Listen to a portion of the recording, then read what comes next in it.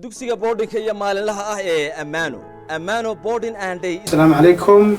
Welcome back class 8, and today we're going to start and continue from where we have left last time, and we will continue from the main purposes of afforestation.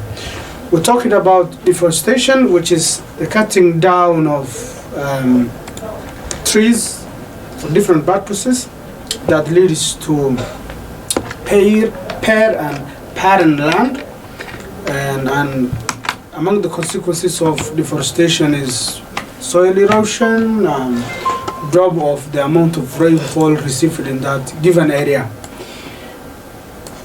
So we again talking about afforestation, which is planting trees in areas which is devoid of plants, where there are no plants at all. Is when we plant, and afforestation is when we plant trees in that area, right? So today we will do a bit review of the things we have seen, including the main purposes of afforestation. So the main purposes of afforestation include, as we have seen in our last class, village or town shelter, sand dune fixation, windbreaks, and live fencing, right? These are the main purposes of afforestation: planting trees in areas where there are no plants. So it serves as a village or town shelter. And sand dune fixation, we will see this one by one, windbreaks and live fencing. Today we will see in details these two, right? These two. We will see these two in details. Okay.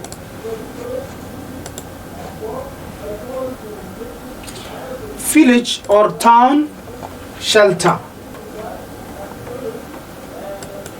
A village or a town may already be situated in treeless area.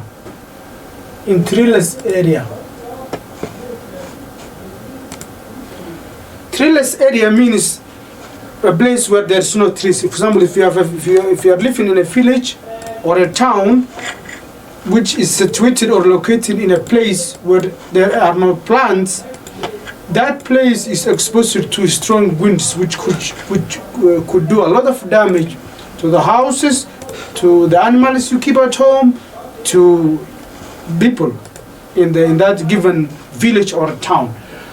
So to provide a shelter for that particular given town you are living in, or that small village that you are living in, it is good to plant trees around the city. Okay. A village or a town may already be situated in a treeless area, but the population realizes that the new forest could shelter them. Strong winds, yes. There may be strong winds that affect the village. So the village people usually plan to plant trees around the city to prevent that strong wind blowing, right? And the cold night. It does not only prevent the strong winds, it also provides a shelter from the cold wind at night during the winter. Forestation is an environmental strategy that would suit the need. Afforestation, right? It means afforestation, right? Afforestation. So afforestation would suit that need, meaning it will prevent and protect the town and serve as a shelter. Will serve as a shelter. Okay. Let's see. Look at this small town here. Look at this small village here. There are small houses here. This one. These are the small houses in this little bush area. But around the small village, we have what? We have trees all around, and from this end and all the way around, we have plants. These plants provide a shelter against the strong winds. That's why we need to have plants around the city to serve as a wind shelter.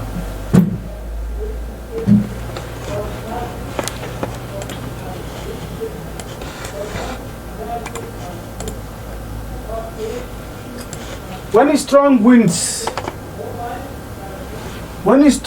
winds blow over vast area, vast meaning large,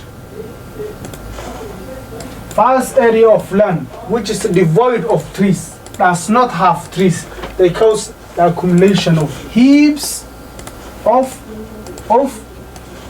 sand called sand dunes. Yeah, this is another reason or another purpose that we need to have afforestation. We need to plant trees, right?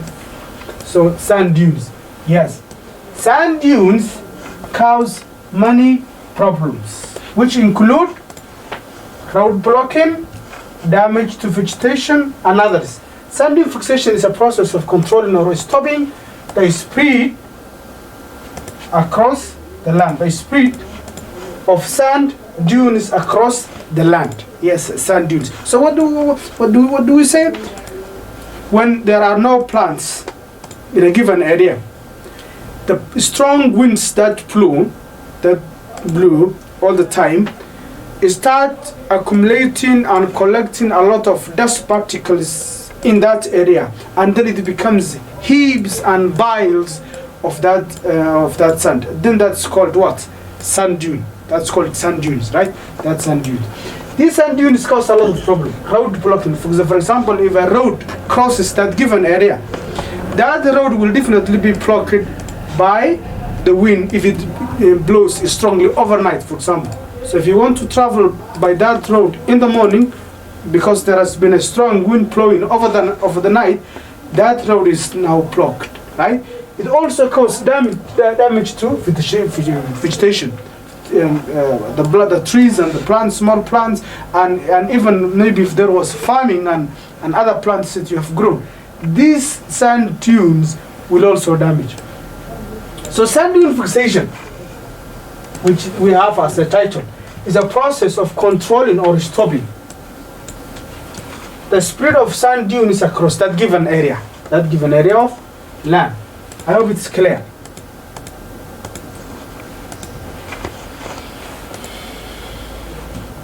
Now let's see. This is what? This is sand dunes, right?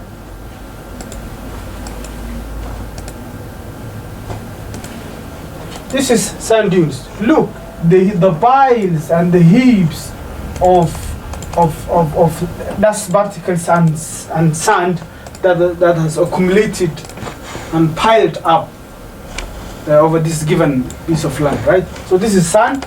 This is sand dunes. This is sand dunes.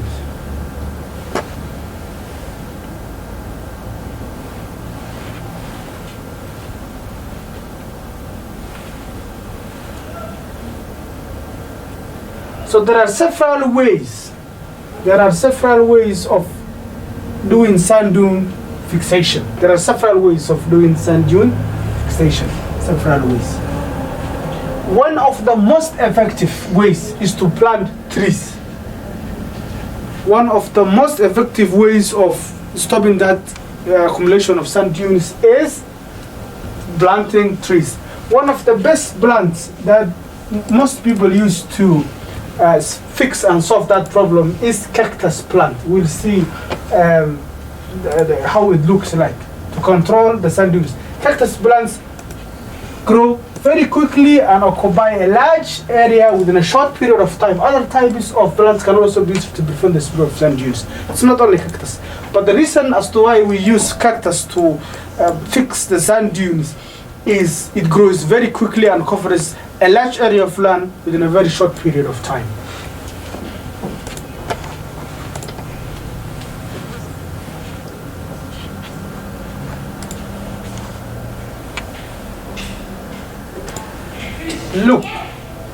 Look here. Look here. These are cactus plants, right? These are the cactus plants. You know, this is sand dune. It is now fixing it, right? It traps and fixes it, right? So this is a cactus plant, right?